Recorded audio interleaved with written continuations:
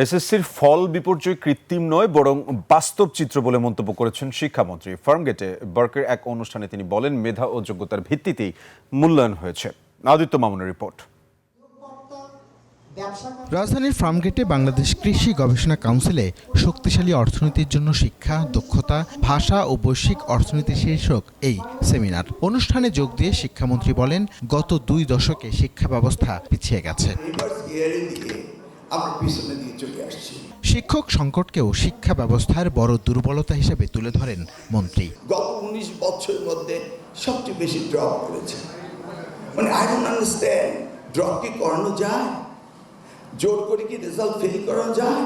জোর করে কি পাস করানো যায়? This is a real story.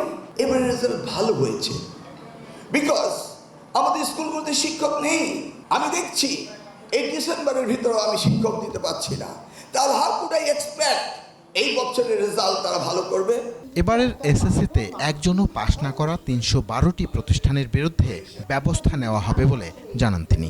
একটি প্রতিষ্ঠান সরকারের কাছ থেকে টাকা নেবে, বেতন নেবে, সেই প্রতিষ্ঠান 0 পাবে, এটা কি হতে পারে? নিশ্চয়ই এটা হতে পারে না। একই অবস্থা আমার হয়েছিল 2001 সালে। তখন হাজার হাজার প্রতিষ্ঠান 0 পেত, পাস করতো না। ক্রমান্বয়ে সেগুলিকে আমি বন্ধ করেছি। এবারও তাই হবে। শুধু ফলাফল নয়, শিক্ষার সামগ্রিক মান ও ব্যবস্থাপনায় পরিবর্তন আনতে কাজ করছে সরকার বলে জানান মন্ত্রী। আমি শিক্ষার্থীদের বলবো, আমরা দায়িত্ব নিয়েছি তোমাদের জন্য, আমরা কাজ করছি তোমাদের জন্য, ভেবে শুনে আন্দোলন করো। আদিত্য মামুন, 21 টেলিভিশন, ঢাকা।